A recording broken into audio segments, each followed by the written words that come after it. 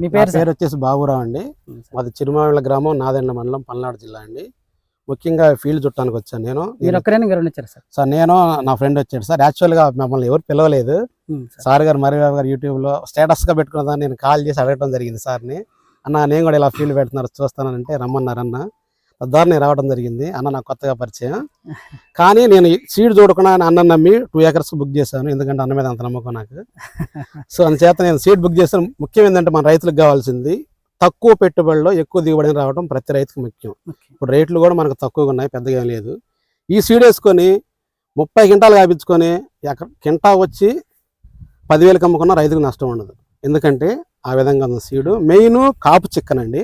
చూడండి, కింద నుంచి చూడండి. ఈ చెట్టు అనే కాదు, కొంచెం లోపలికి వచ్చినా కూడా ఏ చెట్టు చూసినా మీకు ఆ విధంగా ఉందండి. ఎందుకంటే మెయిన్ ఈ విధంగా కాపు గల కారణం ఏంటంటే పూత రావటం అనేది చాలా తక్కువ అనిపించింది మాకు ఈ చేలో మెయిన్.